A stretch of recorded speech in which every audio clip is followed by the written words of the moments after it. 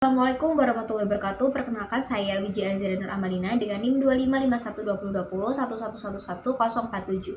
Saya merupakan salah satu anggota dari kelompok 2 di mana saya akan mempresentasikan hasil analisis kami dengan judul analisis elaborasi pesan pada normalisasi kekerasan seksual verbal dalam perspektif komunikasi persuasif studi kasus mahasiswa FISIP Universitas Brawijaya. Metodologi yang kami ambil yakni melalui pendekatan kuantitatif, deskriptif, eksplorasi di mana kami bukan hanya mengetahui apa sih sebenarnya fenomena tersebut, yakni kekerasan seksual verbal, tapi kita juga memetakan bagaimana dan mengapa fenomena tersebut dapat terjadi dan dapat memengaruhi. Kemudian variabel yang kami ambil ini variabel X-nya, elaborasi pesan komunikasi persuasif, dan variabel Y-nya normalisasi kekerasan seksual verbal. Dan populasi yang kami ambil tentunya mahasiswa FISIP Universitas Brawijaya yang aktif di media sosial.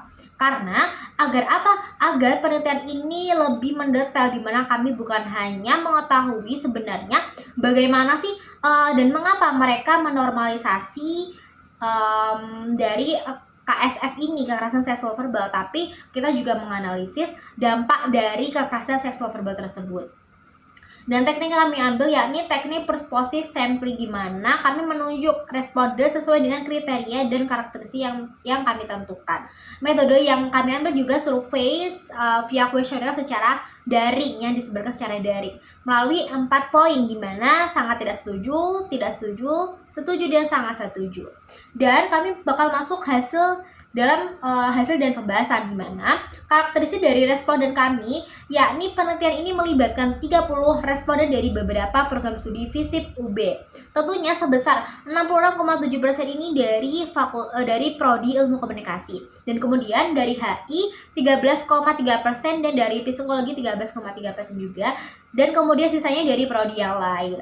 Dan penelitian ini juga dapat menganalisis sebenarnya paparan kekerasan seksual verbal ini melalui perspektif komunikasi persuasif, tentunya melalui teori elaboration layout model. Dan hasil temuan kami, hal ini juga sangat memengaruhi penelitian kami, di mana sebesar 80% ini responden sangat tidak setuju bahwa konten kekerasan seksual verbal ataupun di media sosial ini dibalut melalui candaan atau humor, dan sebesar 76,7% responden juga sangat tidak setuju bahwasannya jika konten seksis ini tuh viral dan dianggap wajar di media sosial. Kemudian sebesar 50% responden juga cenderung melaporkan ataupun menegur konten-konten tersebut. Nah, hal ini dapat disimpulkan bahwasanya sebenarnya mahasiswa ini menunjukkan kesadaran yang kritis terhadap fenomena kekerasan seksual verbal. Dan kemudian kami juga menemukan beberapa fakta di mana sebesar 96,7% respon itu mengaku bahwa mereka sebenarnya terpapar kekerasan seksual verbal ataupun lelucon seksis di media sosial. Dan tipologi kekerasan seksual verbal sendiri itu secara verbal eksplitif dan tersembunyi, di mana mereka itu secara langsung melalui komentar-komentar dan dipertunjukkan untuk mengomentari dari bentuk tubuh ataupun hal yang lain. Nah, secara verbal tersembunyi mereka itu tuh sebenarnya melalui candaan yang ringan tapi menimbulkan ketidaknyamanan bagi yang mendengarkan. Dan kemudian jika analisis kita menggunakan teori ELM, bahwasanya sebenarnya mayoritas responden kita itu cenderung menggunakan rute sentral, di mana sebenarnya mereka itu berpikir kritis dan berhati-hati dalam menilai konten-konten di media sosial. Dan hal ini juga dibuktikan oleh sebesar 66,7% itu setuju bahwasanya mereka tidak menormalisasi hal tersebut.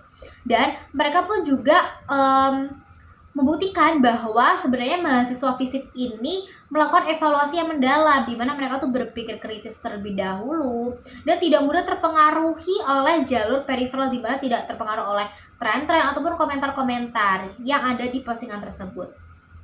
Dan kemudian dapat disimpulkan bahwa sebenarnya tingkat elaborasi atau jalur sentral mahasiswa FISIP ini tuh sangat tinggi yang menolak kekerasan seksual verbal. Meskipun 95,7% itu responden terpapar konten seksis, tapi mereka secara tegas menolak hal tersebut. Dan kemudian tetapi hal ini pun juga menimbulkan paradoks aksi, di mana mereka tuh sadar secara kritis tapi mereka tidak ada kesadaran untuk melapor atau menolak secara keras dan tegas gitu. Sekian dari presentasi kami, semoga dapat dipahami, dan jika ada salah kata mohon maaf sebesar-besarnya. Wassalamualaikum warahmatullahi wabarakatuh.